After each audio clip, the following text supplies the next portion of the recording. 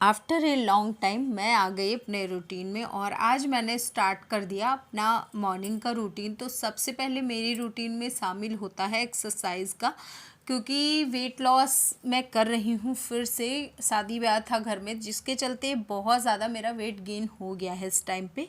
तो मैंने सोचा कि चलो फिर से कर लेते हैं, कुछ दिन के लिए 2-4 किलो घट जाएगा तो फिर मुझे कोई दिक्कत नहीं होगी। हालांकि बहुत ज़्यादा नहीं बढ़ा होगा, आई थिंक 2 या 3 किलो ही होगा, क्योंकि मैंने अभी तक वेट नहीं किया है और मुझे बहुत टेंशन भी होने लगती। जैसे मैं वेट कर लेती हूँ ना, तो फिर मुझे बहुत टेंशन होने लगती है कि मेरा वेट बहुत गेन हो गया है, बहुत गेन हो गया है। तो जिसके चलते मेरा खाना पीना फिर एकदम से कम हो जाता है।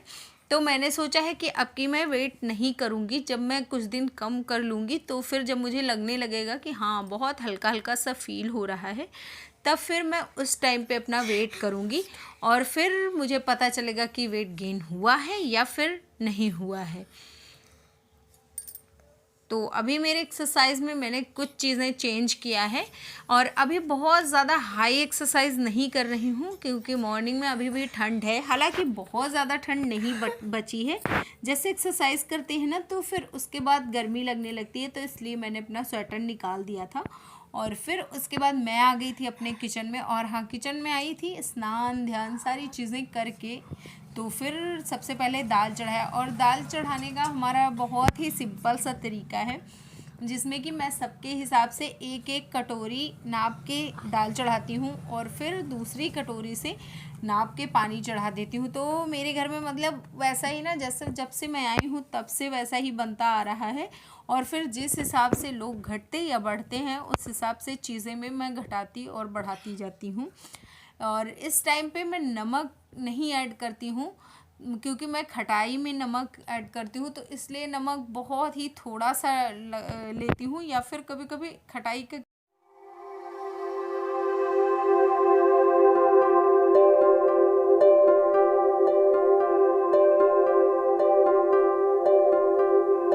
नमस्कार जी, राम राम। कैसे हो आप सभी? आई होप आप लोग बहुत ज़्यादा अच्छे होंगे, हेल्दी होंगे, फिट होंगे। तो मॉर्निंग का टाइम है और इस टाइम पे मैंने स्टार्ट कर दिया अपना डेली का रूटीन। तो अभी मैं गुनगुना पानी पी चुकी हूँ, पूजा पाठ कर चुकी हूँ और सारे जो मेरे डेली के रूटीन होते हैं वो हो चुके हैं, मतलब स्नान वगैरह सारी चीज़ें हो चुकी हैं। तो अभी आ गई हूँ किचन में और किचन में आने के साथ ही सबसे पहले मैंने जो काम किया, उधर दाल चढ़ाया और इधर ये चाय उबल रही है, अभी बनी नहीं है। और साथ ही आज ज्ञानू का स्कूल नहीं है, क्योंकि कल से उसका एग्जाम स्टार्ट है।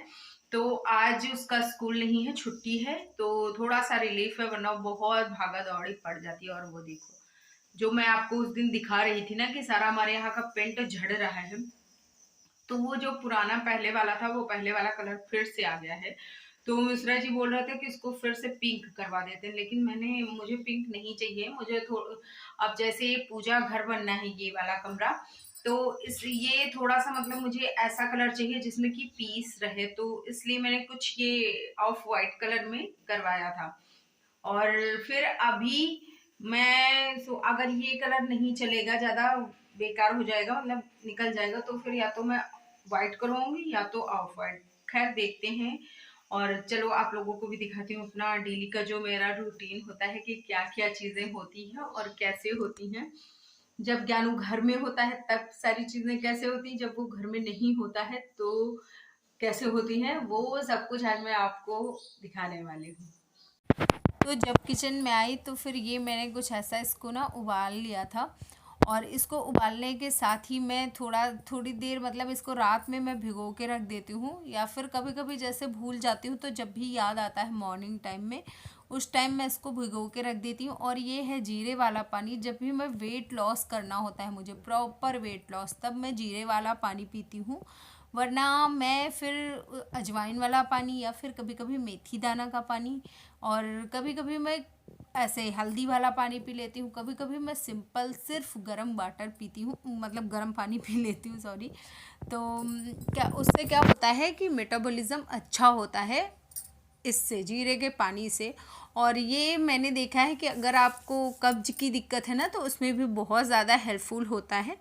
तो अगर आप भी तेज़ी से वेट लॉस करना चाहते हो तो आप भी ये वाला पानी मतलब जीरे वाला पानी ज़रूर ट्राई करिए। या फिर आप उसका जो लकड़ी टाइप का होता है, मसाले में क्या बोलते हैं उसको, मुझे उसका ध्यान नहीं आ रहा है, एग्जैक्ट नाम नहीं याद आ रहा है, बट वो कुछ पता नहीं, दालचीनी शायद, हाँ दालचीनी, उसका पानी आप पी सकते हो। बहुत ज़्यादा हेल्पफुल होता है वो भी वेट लॉस करवाने में। साथ ही साथ दालचीनी का पानी अगर आपकी झुर्रियाँ वगैरह है ना तो उनके लिए भी, ब्राइट स्किन के लिए भी बहुत ज़्यादा अच्छी होती है। मतलब वो हमारी पेट के लिए, साथ ही साथ हमारी स्किन के लिए भी बहुत ज़्यादा अच्छी होती है। और इस टाइम पे मैंने मिक्स सीड खाना छोड़ दिया था। मैं सोच रही हूँ कि अब मैं उसको भी अपनी ईटिंग हैबिट में शामिल कर लेती हूँ, जिससे कि ये सारी चीज़ें एक प्रॉपर हैबिट में आ जाएं। इस टाइम पे क्या हुआ, सारे रिश्तेदार बहुत सारे आ गए थे और बहुत सारा खाना पीना हो गया था, तो मैं बिल्कुल भी रूटीन में नहीं थी। लेकिन अब मैंने सोचा है कि चलो अब फिर से रूटीन में वापस आ जाते हैं। और भगवान की मेरे ऊपर इतनी दया है ना कि क्या कहें, इसको दया कहें क्या कहें नहीं पता। अगर मैं ढंग से कुछ भी खा पी लूँ तो इतनी जल्दी मेरा वेट गेन होता है, इतनी जल्दी वेट गेन होता है कि कुछ कहने की बात नहीं है। तो मुझे ध्यान देना होता है। हालांकि एक हिसाब से भगवान की कृपा भी है कि अगर मैं वेट लॉस करने पे आ जाऊँ तो फिर मेरा 3-4 दिन में 1 किलो 2 किलो घट भी जाता है। मतलब जितनी स्पीड में बढ़ता है उतनी स्पीड में घट जाता है। तो ये भगवान की कृपा ही है मेरे ऊपर कि घटाने में भी उनकी कृपा, बढ़ाने में भी उन्हीं की कृपा है। तो खैर देखो, ये इसमें मैंने चने की दाल डाला, मतलब मैंने नहीं, बुआ ने। तो हम दोनों के हाथ बिल्कुल साफ़ है, क्योंकि मैं अगर किचन में हूँ तो मैं बार बार हाथ धोती रहती हूँ और साथ ही साथ जो मेरे साथ किचन में है उसको भी बार बार धुलाती रहती हूँ। तो मैंने और बुआ ने आज खाने की प्रिपरेशंस करी थी, शाम वाले खाने की। तो बुआ को बनाना था चने का साग, क्योंकि ये नाना घर से आया था मेरे। तो बुआ ने बोला था कि आज चने का साग मैं बनाऊंगी। हमारे घर में अक्सर जब बनता है, जब मैं बनाती हूँ तो मैं कढ़ाई वाला बनाती हूँ, लेकिन बुआ ने बोला था कि आज चलो मैं तुमको ये वाला बना के खिलाती हूँ। तो फिर हम लोगों ने बोला था चलो भाई खाते हैं आज बुआ के हाथ का। और फिर सारी चीज़ें कट करी गई और उसमें चने का दाल, नमक और जो खटाई होती है ना, सारी चीज़ें डाल के फिर इसको चढ़ा दिया जाएगा। और ये काफ़ी टाइम लगाएगा पकने में, क्योंकि चने की दाल पकने में काफ़ी ज़्यादा टाइम लगता है तो एकदम गलने के लिए। तो फिर यहाँ पे जब सीटी आ गई तो ये उतारा गया और चेक किया गया सबसे पहले कि इसकी दाल पकी है या नहीं पकी है। तो ये खाने में बहुत ज़्यादा टेस्टी होता है। साथ ही साथ इसके बहुत सारे बेनिफिट भी हैं चने की दाल के और चने के साग के। तो ये चने का साग है और इसमें डाला गया है चने की दाल। तो इसको हम ऐसे भी खा सकते हैं और चावल के साथ भी खा सकते हैं, रोटी के साथ भी खा सकते हैं, लेकिन मुझे ये चावल के साथ बहुत ज़्यादा पसंद है।